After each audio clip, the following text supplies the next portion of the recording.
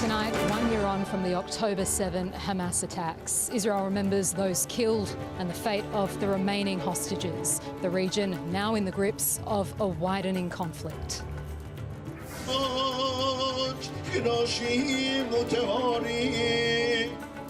Also tonight, first anniversary memorials around Australia, pro-Palestinian events also taking place.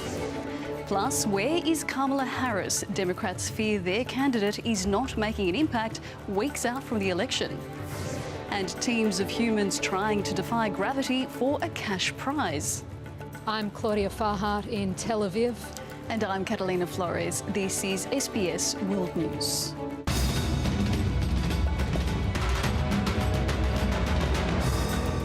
Good evening. Commemorations are underway in Israel, marking 1 year since Hamas launched the deadliest single-day attack in Israel's history. Hamas, designated a terrorist organisation by some countries, killed around 1,200 people, most of them Israeli, and took more than 240 hostage. The region has faced a dramatic escalation in violence since then.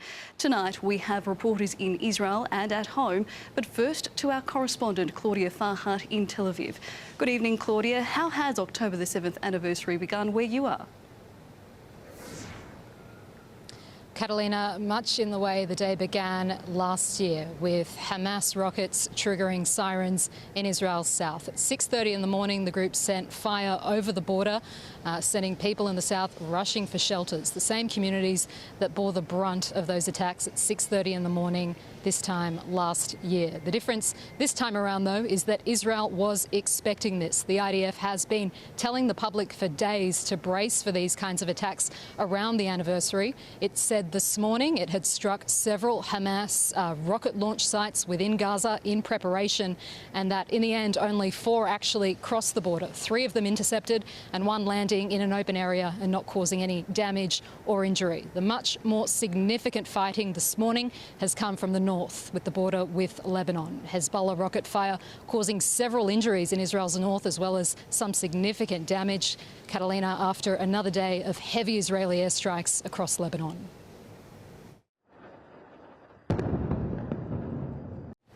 And Claudia, what more can you tell us about how Israelis are marking the first anniversary?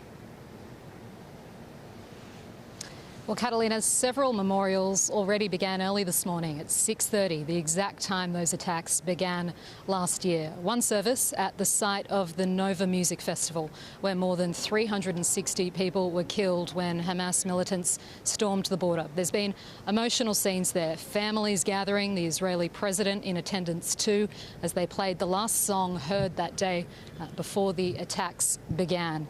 Several kibbutzim along the border are also holding their own private ceremonies. Israel sent additional security down to support them, given the risks of further attacks today. And then later this evening here in Tel Aviv, the bereaved families will hold their own ceremony. However, given the fact that there's still restrictions on gatherings limited to 2,000 people, given the escalation in the north, they've now asked their supporters to watch via live stream instead. The government's official ceremony, a pre-recorded ceremony, will also be played later this evening. Catalina, that one going ahead despite the refusal of many families of the hostages and survivors from that day to participate in protest. OK, thank you for the latest there in Israel. Claudia Farhart reporting from Tel Aviv. And Claudia will be back later in the bulletin when she speaks with a survivor of an attack on the Be'eri kibbutz. Well, let's return now to our correspondent, Claudia Farhart, who is in Tel Aviv. Claudia, what's the mood in Israel as we reach the first anniversary? Well, Catalina, I think it's a mix of sombre and of angry. We've seen memorials, tributes pop up all over the country over the last few days, mostly for the hostages and for those killed on October 7. Here in Tel Aviv this morning, there's people walking around wearing yellow ribbons attached to their clothes, a sign of support for the hostages. and many are in disbelief that it's now been a year and they still haven't been returned to Israel. Before the sun was even up this morning, hundreds of demonstrators gathered outside Prime Minister Benjamin Netanyahu's Jerusalem residence. They're calling for an immediate ceasefire and an immediate deal to free the hostages, the same calls that they feel have gone ignored for the last year now. Over the last few days here in Israel, we've been speaking with survivors from October 7, as well as the families of some of the hostages taken. They're a diverse group of people, Catalina, but they all seem to agree on one thing, that a deal to bring the hostages home has to happen now. The road into Be'eri, still littered with reminders of this kibbutz's darkest day. You can see a lot of bullet holes and also grenade shrapnels. We're going to go inside now. Nitzan Peled spent 14 hours locked in a safe room that day when Hamas militants from Gaza stormed the border and unleashed horror.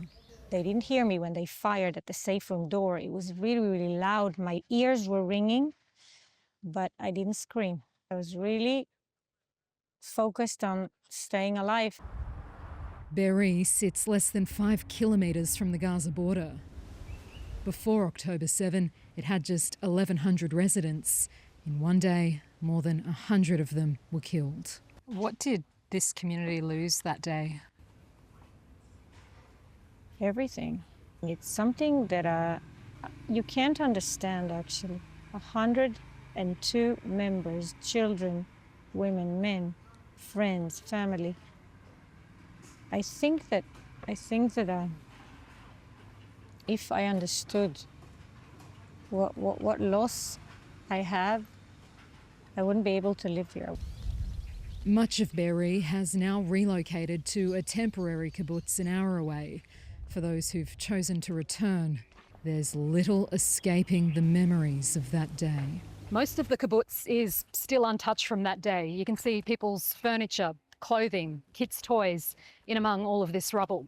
The rebuild hasn't even begun yet, and they say it won't until they can get together as a community and decide what to do next.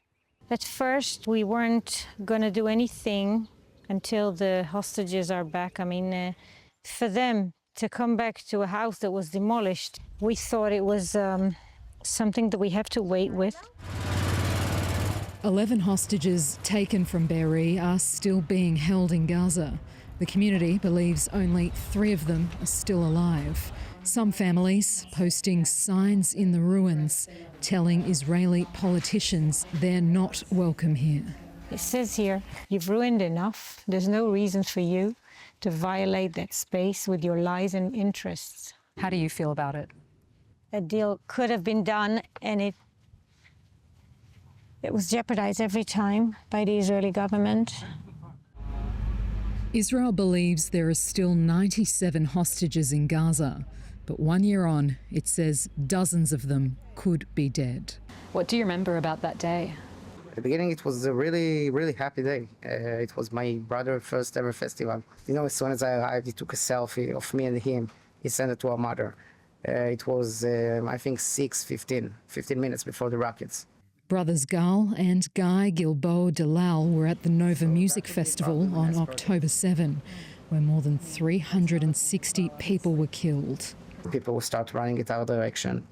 Some of them were covered with blood. On the way out, I could see countless of dead bodies and burned cars. In the chaos, the brothers split up. The next time Gal would see Guy would be in a hostage video. It was a video that you could see him being taken on the main road by a terrorist, and a video of him in Gaza already, in a dark room. Gal spent the last year campaigning around the world, trying to get his brother released. How have you kept going over the last year? I need to stay strong for him. People really ask me if I still believe in peace, and I do. We're here to stay, and I believe that they are here to stay. And I believe that we all need to learn how to live together. So losing hope, it will send a message that terrorism can win. But every day that passes, the chances of bringing them home get slimmer. Daniel Elgorat's brother Yitzel was also taken that day. He's now on hunger strike outside the Knesset. We already did everything, almost everything, and the government does pay attention for us. They don't care about the hostages, they just care about the keeping power. Do you still have hope that he'll come home? Yeah, the hope is the only thing that we have now. In Tel Aviv, Claudia Farhat, SBS World News. Well, let's return to our top story now, where commemorations are taking place in Israel to mark 1 year since Hamas's October 7 attack. Our correspondent Claudia Farhat joins us once again from Tel Aviv. Claudia, this is a tough day for Israelis.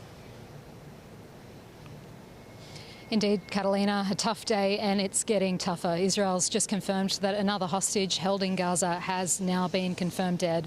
And just now, moments ago, we've been hearing more interceptions and more sirens here in Tel Aviv. The IDF says 5 projectiles fired from Gaza have reached central Israel, and shrapnel has injured at least 2 women. They say they're being treated for light injuries now.